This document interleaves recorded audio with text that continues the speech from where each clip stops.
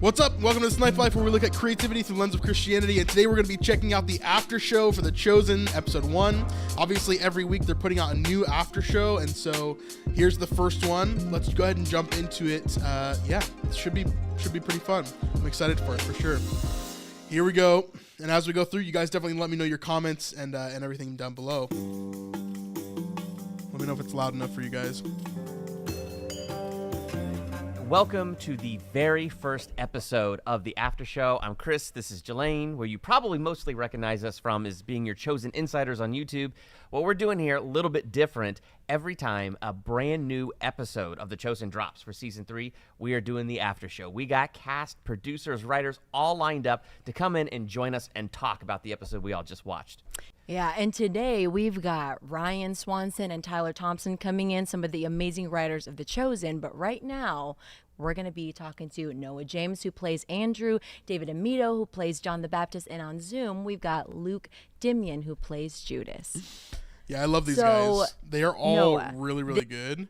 I love Luke Dimyan. I think he's really funny. One of the things I always tell Luke when I get to talk to him and just like chat with him is I love how his character is so much different than his natural personality. I think it's so cool to see that in an actor, to see how different they really are from their character. So really excited to have Luke This Dimyan. episode opens up with the long-awaited Sermon on the Mount, which deeply touched everybody, but especially Andrew, with the line, "Don't be anxious about your life." But could you tell us a little bit more about how deeply he was impacted? Because especially with the way we left Andrew in Season 2. He was freaking out a little bit, I think. Yeah, definitely. I think what's so interesting about the sermon as you see it is you see each disciple hearing it and hearing something specifically for them, which is what John the Baptist then says after, is that there was something in that just for you. What was it? And I think that what we found as we were filming that scene is that, you know, I kind of knew all along that hit home, even if I wasn't taking it in. And I think that's a lot of the journey of the disciples is we hear these teachings and messages, but it's one thing to intellectualize it and another to really personalize it and make it sort of integrated in your life. And I think we witnessed that moment at the jail cell with John saying, "What was it? What was it for you?" Yeah. And I love all these little moments that we got with specifically Andrew, but all the disciples, right? Where we get these really cool moments of like, man, how does this sermon impact you? And then I think it's really well written, how the sermon is, because there are so many different moments that play out through episode 1 and even into episode 2, because we see moments with different disciples, right? Andrew's one of them. And as we get into episode 2, we'll probably talk about that a little bit more. But yeah, Andrew here has a real struggle with anxiety, right? We did a whole video on it on our channel, and having this moment of anxiety for him is like, it takes his breath away. It makes him so that he can't be around people, right? He's really struggling in Season 2, dealing with these different things so much so that he hurts the people around him, right? And so John bringing him back to that moment of like, what was it that Jesus told you that really had an impact on you? And when they start talking about anxiety and all of it, you know, it really does have a huge impact on who Andrew is, and I think where he's going in Season 3 as well. we see Andrew kind of surrender to the understanding that you know, I need to take that in. Yeah. It needs to be personal. So Now, good. Luke, I'm really excited you're here to talk about this because I think this is absolutely fantastic. So talking about the impact of the Sermon on the Mount, the faith of Judas. Like, seriously, how often do we get to talk about the faith of Judas? Yeah. Because you hadn't talked to Jesus once yet. He hasn't said, "Follow me." But you're ending your old life with Hadad in that whole business. You're just sacrificing it. He hasn't even seen any miracles, and yet he's telling his sister, this is the Messiah. So, you know, where's I mean, it was a his really faith good sermon. Yeah. Yeah, true. Well, I think you're like, I'm the sold. words. well, like, let's talk about that, though, because how often do we portray the faith of Judas, the follower of Jesus? And here, just by listening to this one sermon and seeing Jesus one time, you're ready to drop everything and follow. Yeah, this is a huge point. So not only in episode 1, but I think in all of it, right? Like, most of us have seen episode 2, but you know that the episode title is 2 by 2, right? And if you've read the scripture, you know that they're sent out 2 by 2. Now, in The Chosen, like, basically Judas is like, hey, Jesus, I'm Judas. Okay. And then Jesus is like, okay, go, goodbye, see you later. Like, immediately sends him out. So it's a weird relationship that Judas has with the group right now, because he doesn't know anybody, and yet he is putting his full trust in this group.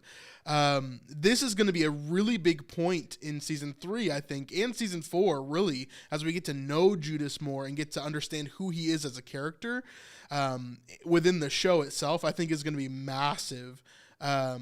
It's going to help us understand more and more of kind of what we're looking at with him, seeing his weaknesses, but also seeing his strengths and seeing where he fits within the group. It's going to be really cool to see. So I'm excited about Judas, maybe more than a lot of the other disciples, to see how they handle him. Yeah, no, we usually skip right to the end, don't we? We do, when yeah. when we do the portrayals. So it was just kind of fun. It was fun and interesting to see the initial like catch, the sell, the hook of Judas being really taken back by Jesus's. I wonder when they shot these too, because like Luke Dimyan still has a beard here and stuff, and like he didn't have that. Like he basically shaved like right after he wrapped filming. So I wonder when they actually shot these. It was probably before they had ever watched the episode at all. They're probably just going by what they actually acted. Maybe they did after. Maybe he grew his beard out really fast, but I don't think so. Yeah. It's wild how small those guys are in real life. I got to meet them in Atlanta. Thanks for the tickets, no problem. And even Big James was smaller than I expected. Yeah, they're all pretty small except for Dallas. Dallas is like a literal giant. He's huge. He's at least 2 or 3 inches taller than me, and I'm 6'1". So, I mean, he is like massive every time I see him. But yeah, a lot of the other guys are pretty short, which is good because they're supposed to be showing like younger people, right? Overall. Words, listening to the sermon and realizing it touched him in such a way, and it became this calling that he was looking for. Since the last season, episode 8 of season 2, where you could see he wanted something more. He wanted to be a part of something bigger than himself. And then he found that. And now he's putting all of his chips in, every egg into that basket. And he's like, I know this is what I need to do. And so I think that's really nice and beautiful. Yeah. I love that we get to see that, because like that side of Judas that we don't get to see a lot, because I've also heard from some fans that you're the Loki of the Bible. You know? The Loki of the Bible. That's funny. I wouldn't necessarily say that. I think Loki is very deceptive and very evil, like straight from the start. There's no point when Loki is truly a hero in any of the mythology or any of the movies from Marvel or anything. I wouldn't agree with that. I think that Judas had a real heart for what Jesus wanted to do, and he had so much of a passion for freeing the Jews and everything else. Like, you could tell his heart was almost zealous in a way, right? Like very akin to the Zealots and what they wanted. They wanted to free the Jews and everything else. And so if this plays out the way that we think it will in The Chosen, then Judas is going to push Jesus towards that outcome of like, wanting to free the Jews and wanting him to overthrow Rome and destroy everything, right? I was reading Acts the other day, and even after Jesus is resurrected, before he ascends, right, they're still asking him like, hey, when are you gonna kill all the Romans and like take over and free the Jews? Like, when are you actually gonna do that? And he's like, nobody knows the day or the hour. Like, he's still like they still don't get it. They still don't understand fully about like who Jesus was and what he was supposed to do, what he was there to do. And it was so hard for Jesus because I don't think there's any way that he could explain it to them in a way that they would understand, right? Because they were so focused on what they thought Jesus was, right? and I think Judas most of all. You know? Wow. What an honor. Luke will never come Oh, my down from goodness. cloud 9 after that. That is Okay, let's just. Of course, Loki. That's Loki. Loki comes from Norse mythology. He's the brother of Thor, and so Loki is like a mischievous. He's like the god of mischief in that mythology, but he's also a very popular character in superhero films. That's why they're making the comparison, because he's kind of like deceptive, and so people are saying that Judas is like that. But I wouldn't agree. Loki of Asgard. Just dressed in all robes. I'm surprised you don't have the like Loki helmet just to your right that you could put on. Put right on. What expectations do you have of me, Noah? Do you just think I have like an armory of Yes. nerd I stuff? really just do, actually. I at really my beck do. and call, just whenever I don't know why I want? would have that idea, but I think you would have. Really weird. He is one of the nerdiest people on the cast, for sure. For sure. He's really fun to hang out and talk to, for sure. There. Yeah, no, but that's a really unfair expectation of me, man. I don't know why you'd want that from me.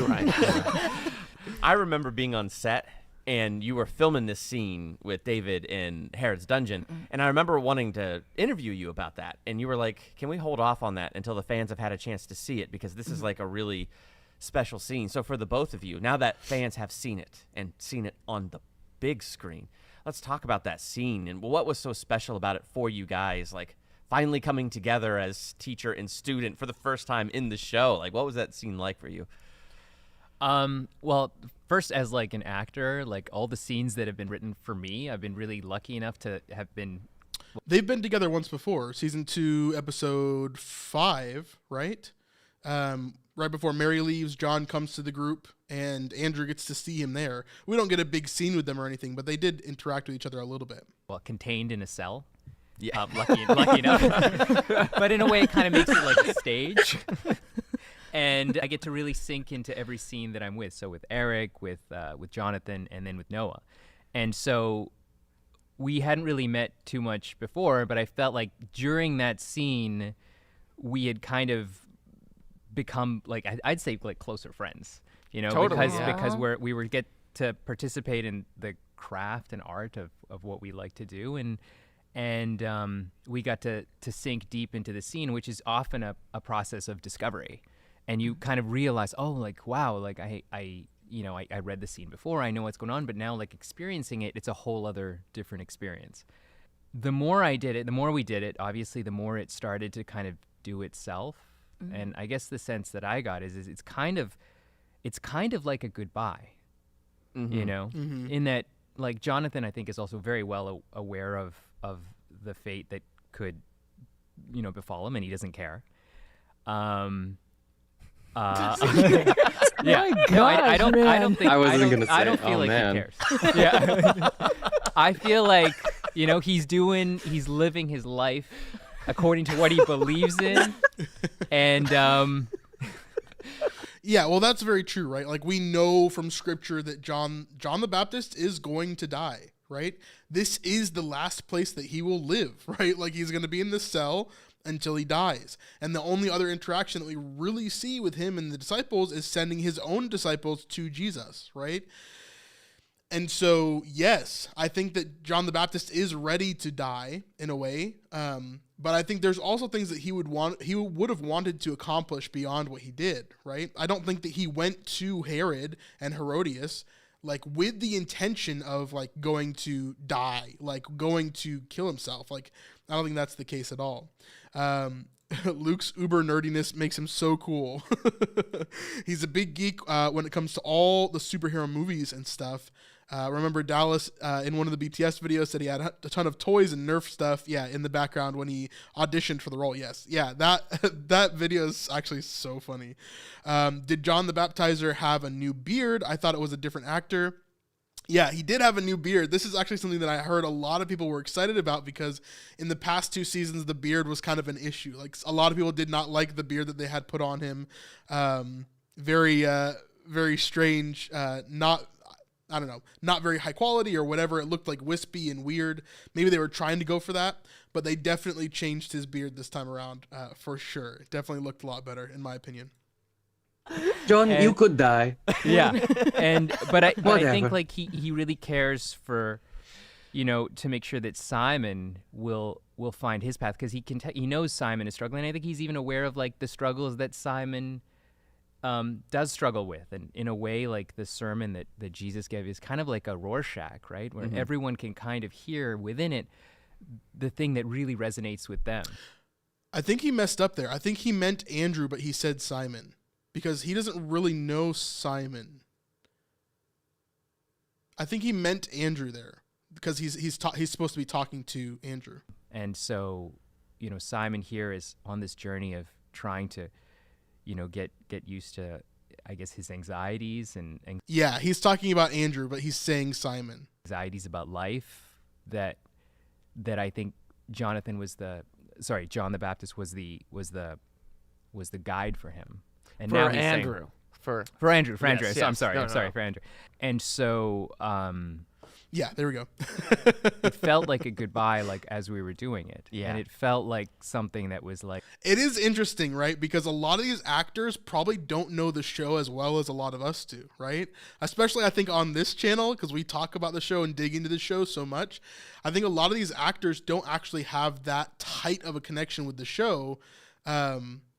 I noticed this too whenever I was interviewing them as well, because I would ask them very specific questions about their characters, about other characters or whatever, and I could see there was a hesitancy at some points where maybe they didn't remember something or they weren't fully like immersed in the world, and so it's always interesting to me to see that kind of like that switch. It's like it's interesting to see how different the actors are than the characters, and how they may not be as invested in the world as we are. This may just be another job for them or whatever, right? It is interesting. like let's have a happy goodbye, and because you found like the rabbi now, you found the Yeah, and what I was saying to, we were talking in the hair and makeup room. Right, It's right. where all the best convo happens. But Oh, we were man. talking about it, and it's Now you really tell me. interesting. I was just saying that I really loved your performance, and I thought that there was something remarkably for a character who is so, like as you were saying, unself-conscious, or very the big beard, the wild hair. It was a really selfless performance. It was very, I think what you can see on the screen is that David is like giving to us, to Joanna and to me, and it's really just like a parent taking care of a child. Very like, what do you need? Meanwhile, he's the one in the cell. He's the one, rotting in this dungeon, and it was very selfless, and I think it makes it a really beautiful scene. Yeah, and Definitely. Yeah, I think they both did an amazing job on this scene, really showing the breadth of strength that these two actors have, I think. And I think that John the Baptist would have been focused on his teaching, right? Obviously, he spoke to his disciples while he was in prison and sent them to go talk to Jesus. Like, he would have been focused on trying to further the ministry, even though there's nothing that he could do personally, right? I think about it like Paul. Like, Paul was in prison, and what did he do the whole time he was in prison? He tried to further the ministry. He tried to help the other churches that he had helped to build before, right? And so I think John would have been doing the same thing, absolutely. Being that teacher, being that person that can be a sounding board for other people, and trying to fulfill that. that's actually like that leads to my next question is, like you said, he's behind bars, and you said this is like a happy goodbye. How? Like with John the Baptist, he's the one behind bars. You seemed less stressed than Andrew. He's outside. Where does John the Baptist get this hope and joy while in prison? Enough said. Where does he get? question. Yeah, It's a good David Amito has no idea. David Amito has a lot of anxieties about pretty much everything. But John the Baptist, I think what's so inspiring about him is that he's not behind a cell. Wow. You know what I mean? Wow. He never is. He can't be. And Wow. and I think that's what a lot of people like resonate about him with, and it's an inspiration when people are going through tough times to kind of be like, oh, you can go through it with this grace, with this whatever it is that You're John the Baptist has. transcending the sort of worldly oppression and saying, I cannot be contained in a way. It's really, Exactly. articulated like that too is really beautiful. Totally true. Yeah, I feel like when he's alone in his cell, he's never alone. I don't think he. Yeah, so I talked about this a little bit when we heard this little snippet of this during the main stream. So here's the thing with me. There's two sides of this, because one, John the Baptist had the Holy Spirit from birth. He was the only person on earth other than Jesus, right, that had the Holy Spirit during that time. And so yes, he is a remarkable person that has changed completely, I think, the way that we think about let me rephrase that. He's a remarkable person that was special during that time. But I also think that he was a human and he was not perfect. Like we hear Jesus say when the disciples come and they talk to him, right? Like he says that John is the greatest among men who have been born of women, right? So on earth, John the Baptist is the greatest, but in the kingdom of heaven, he's the least. So it's like there's something that's happening here, right? That I don't know, it gives us a perspective of who he is. And so, yes, John the Baptist is special. And yes, I think that he would have had a very strong faith and obviously he knew Jesus. But I want to be careful about kind of perpetuating this idea of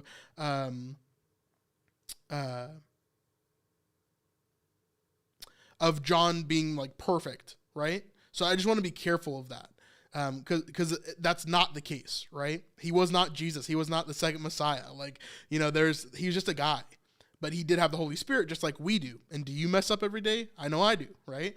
So we have to be careful about that a little bit. Let's see here. I think Judas started out with good intentions, but he handled the purse of the whole Jesus' ministry. Old habits come back on him, initiating the opportunity to entice Judas to the final betrayal. Yeah, I would agree. Cried buckets watching this scene. It was awesome. Yeah, it was very, very good. I think that John the Baptist was told about Jesus from his mother. He is his cousin, right? I think they would have probably spent time together as children. Most likely they would have spent time together, would be my guess. And not behind the cell. Whoa, that's good. John will want to use that. Yeah. He is a person that is alone. Dude, that's now I'm going to take over for John. That's so sweet. Now I'm going to take over and ask a question because that's fascinating because I think when we see you a lot though, because when we see you for the first time in that particular cell, you're looking up. Dude, I was going to say the same thing. Well, here we go. Smiling up. Go ahead, Noah. Go ahead. Yeah, no, but it's fascinating because it doesn't feel like you're alone, and then it's amazing. Andrew and Joanne show up and they're there with you, but it feels like it kind of felt like you and Joanne were interrupting some. some sort of. It was just like he was like, "Oh, give me a moment." Is that's essentially speaking to that? When I watched the episode, I was like, "Oh, he's looking up." So it's not like I didn't. It's yeah. I I get you. I don't often like. That's kind of why I avoid watching my own work because I don't. I was telling I have how do I put it? I respect my mental health, and I think watching myself will probably erode that.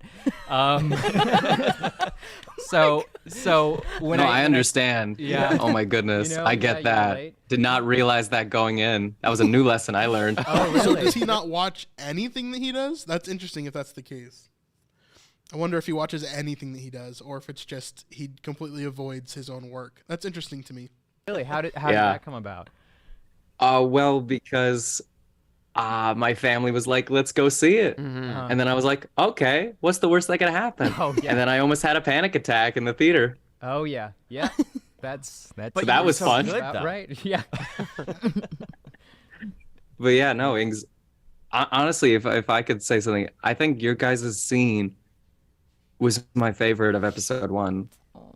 It was so heartfelt and it hit at the right. Oh my goodness, Noah, when you said the line of it's like not to be hard on your anxieties, you were like holding it back because you knew it was the truth and you knew that John saw it too. It was such a Wow. beautiful scene of honesty and vulnerability with your former like teacher. And honestly, like I saw it as like another big brother figure, like besides Simon, like a father figure.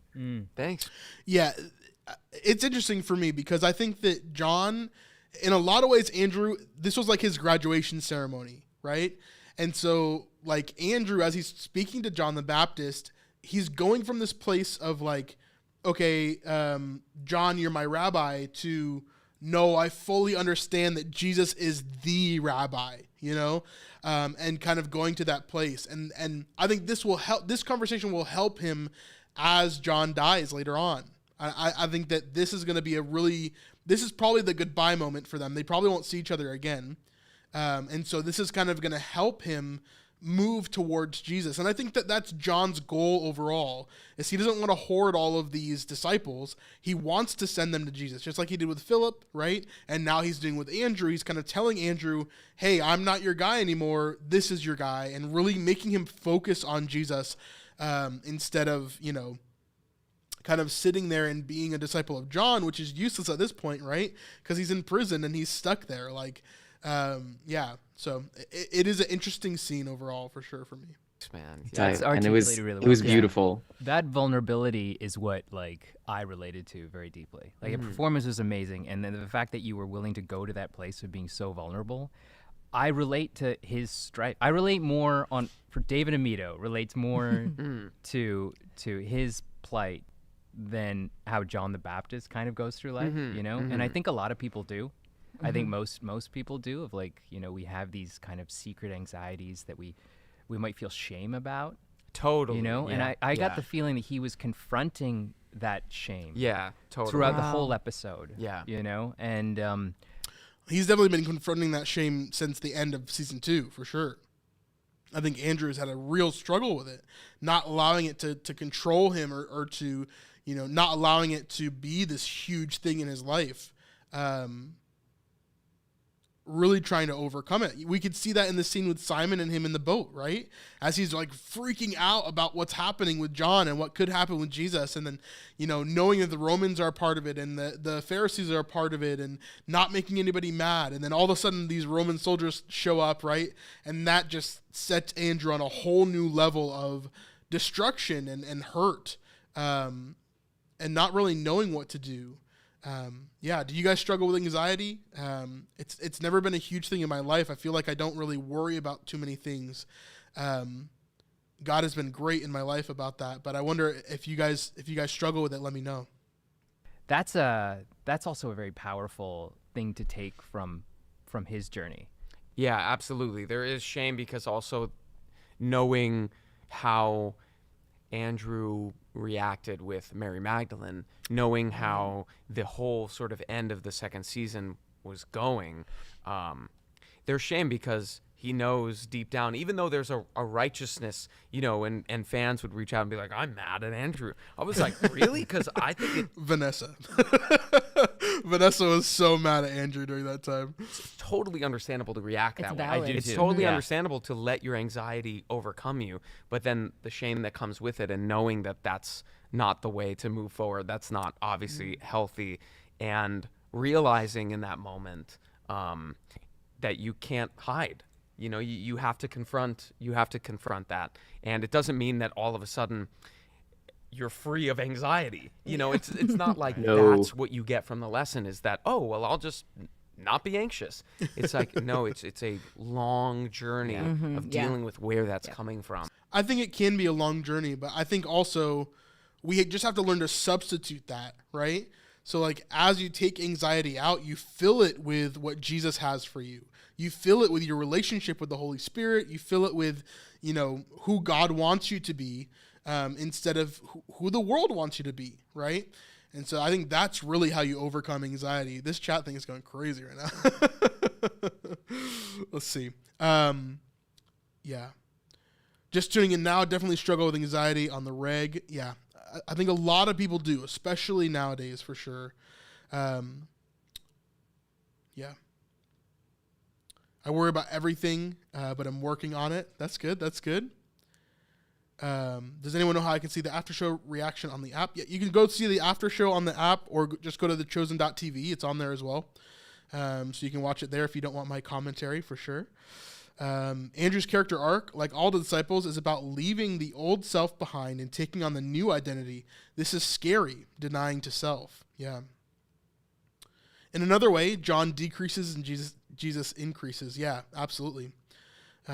So grateful I don't struggle with much anxiety. However, my heart hurts for those who do. It's real, and I know so many who do. Yeah, I mean, it's a pandemic in today's world. I mean, it's insane how many people are really, really, really struggling with it. And it's not to say that those people are lesser than or anything else. It's like, it's a real thing, right? Just like I struggle with the things I struggle with, other people struggle with that. And it's a hard thing. And so I'm glad that we got to kind of cover some of that in The Chosen here, to talk about it a little bit. See, that's what I love about this episode, because it's not just Jesus gave this sermon and, oh my gosh, that was so powerful. We got to see you take the steps. Like, you know, Luke as Judas took the steps and dropped everything and followed. And Andrew took the steps and goes to Mary Magdalene and apologizes. And you're right, like, no, he's not cured, but it's amazing because you see the journey to the cure has begun. Yeah, and this is the story for everybody in this episode, right? It's Andrew. He understands, don't be anxious. Why would you be anxious about anything when God has control of everything, right? Even the birds of the fields or the birds of the air and the lilies of the fields, they are taken care of by God. Why? Like, how much more would he love you, right? Like, that's one of the reasons why I love the song Jireh, right? It takes that verse from Matthew 6 and it expands it into a way that's just beautiful, right? In the bridge of that song, I love that. And if we think that way, right? If we have that confidence in God that he's going to take care of us no matter what, like, then we're set. Like, we're all good. And he is good. And I don't know, all of it is just like so beautiful to see how he keeps on using us over and over again. And how he continues to have, the ability to take our anxiety and turn that into confidence as Christians, and hold on to that. I think that is one of the key points in my life about faith and about confidence and leaning into that more and more, leaning into who God is and who he wants me to be, and knowing that, hey, if he tells me to quit my job of being a pastor for 10 years, right, and to start this YouTube thing full time, even though it's not making full time money, like, that to me was like a huge leap of faith. And the minute that I did it, God is just making things work out, right? He's just allowing things to happen the way that they need to.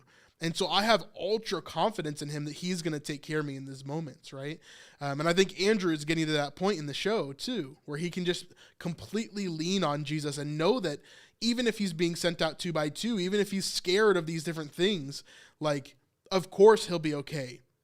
And Jesus is not going to hurt him, right? He's going to make things better. And just like we always say, right? Following Jesus is better. It's not always easy, right? And so we have to keep that in mind as we go through it, because anxiety or whatever else you struggle with, anything else, could be a struggle for you for the rest of your life. But knowing that God has put that there for a reason, for you to either connect with somebody else or to have that thorn in the flesh or whatever else, right? Like, there's a reason why God has you where he has you, and why he's given you the gifts and the weaknesses and the strengths that he's given you, right? And so we have to keep on remembering that as we follow him and as we walk in that. I think it's extremely important. That's So a good. really, really cool thing. Yeah. We think of these journeys or growth. We think of a lot of it as like the arc, and that you start here and you end there. But a lot of the times it's like back, and then you try to come in Yeah. and 2 2 steps forward, 1 step back, right? So it's that I think is important to show in the show, because it would be easy to say, oh, and then we're all just perfect people, but Right, it's just right. not the case. It's not the way the world works. Yeah, I found actually, Luke, your performance was fantastic. Even though I often get lost in the blueness of your eye. Ocean of blue. Yes, it's so blue. Is it too far to say that we haven't met yet? What's going on, man? I haven't even got to be like, hi, I'm Luke. Yes. And you're over here trying to make my head explode, dude. What's going on? But what I really like to your point, just how Judas is like, it feels almost like he's looking for an identity. Like he's trying to Oh. grab onto something. And so Yeah. here this thing comes along and he kind of just drops everything and goes, which kind of suggests this like that there's some empty longing that needs to be filled that he's hearing. And it's interesting to see how everyone has their own particular journey that this sermon kind of like Yeah. Yes. evoked. But we get to see the journey. It's again, like that's what I love. It's not just the words. It starts a journey. Right. So we're running a little bit out of time, which is so sad because this conversation is know. so amazing. So just real quick, David, you have now had 3 seasons as John the Baptist. Yes. What is your favorite beard? And what has been your favorite part of playing Oh, John the gosh. Baptist for these 3 seasons? I think it's how free he is in He didn't answer the beard question. I'm so confused. in many of the ways that people aren't, and I'm not. You know, like he's not self-conscious. It doesn't like earthly things don't really matter to him. He Yeah, knows sure. what matters to him, and in a way, it's kind of like I feel like performing it. I'm just gonna do whatever, and if it's crazy, Dallas will tell me, well, like this is crazy. Like let's do things differently. And yeah, it's just a lot of trust in Dallas, a lot of trust in the writing, and just kind of like letting it rip. And I think that's the funnest part about it, because it's like, it's kind of it's fun for it to be a revelation to myself in a way, and to be like, oh, weird, okay, that's what he's like here in this moment, which is something that like as actors we all like. We love to have, but John the Baptist, you get a lot of leeway to it because like Right. look how he Right. lives his life, Yeah, right? you didn't care. Yeah. Yeah. He comes in and you just Like a drop baller. Yeah. That's Yeah. how he Like a lives his baller. life. like a Like, hairy, he's the dirty coolest baller. person in the cast. He's coming out of it like an AC/DC album, just like Yeah, he just needs what is it called? That double guitar. Yes. Yes. Right on so Yes. And what about you? No. Yeah, it would be very cool to meet John in person, right? And to kind of hear his thoughts. I think that, like, they're definitely right. John would not have cared about, like, material possessions and things like that. He would have been very focused, like he was, right? Like, he was a weird guy that wore camel skins and lived out in the wilderness and, you know, had these crazy dreads and, like, you know, like, we have this image of him that's, like, you know, I don't know, maybe there's more sides to him than we think, but yeah, he's like this wild man that was so focused on Jesus' coming. And then when Jesus came, like, you know, like we see in the show, like pretty quickly after Jesus came and started his ministry, like John was imprisoned and then he's gone. Like, again, like we talked about earlier, he must kind of decrease so that Christ can increase. And yeah, it's just interesting to hear his story a little bit. Oh, and Luke, what has been your guys' favorite, besides Luke being Loki now, apparently, of the Bible? What has been your other favorite parts of playing your characters? I mean, honestly, the work in and of itself is the main thing. It's about being on set with these amazing people and really exploring the human condition. That to me will keep me going forever. And so, for instance, doing this scene with David, it was like, you know, for those 10 hours, that's what the world was. And we really felt like we were in that dungeon just together with this human being and just trying to work through something. And every time we do it, you know, you see on the screen the one time, the one edit. But again, we did it all day. We did it 10, 15, 20 times. And so, like we were talking about before, the memory of filming is filled with those experiences of doing that scene. And then we just get to witness one on the screen. But for us, it was the multitude was yeah. really filling. And just, you know, again, like working with all these people, meeting Luke halfway through what we had been working on, even after, it's like you get to meet these amazing performers, actors, artists, producers, everyone after, and everyone is doing their best to tell this story as best we can. That to me is, you know, an incredible thing to be a part of. Amazing. So Luke, favorite part of actually getting a full season and digging into Judas this year? Yeah, very true. No, it has to be the cast. Not to piggyback off of Noah, but Judas had been great. It's been fun. Like the characters have been fun and everything. We haven't gotten to my favorite part yet, but My gosh. while I wait, this cast has been everything I could have ever wanted and more. I feel like I've come in like a younger, very talkative, annoying younger brother, and everybody has just taken me under their wing, Aw. and it's been so great. I can't even explain it. I I love them all so much, and I just can't wait to work with them more. Okay, Luke is such like a theater boy. Like I grew up around so many people who were just like, I know that he's being sincere and I know that he loves his castmates. I totally get that, but he's such a theater boy. Like he's so dramatic and like I love it. It's great. It's great. Let's see.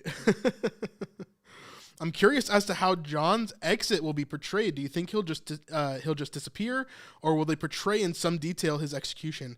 I doubt that they'll have a detailed thing of his execution. Maybe. I mean, the seasons are going to get darker and darker and darker. So I think that he's going to be executed in season 4. I don't think that he'll be executed in this season. I don't know if we'll even see him again in this season. I don't think so, because we haven't seen him in any of the behind the scenes.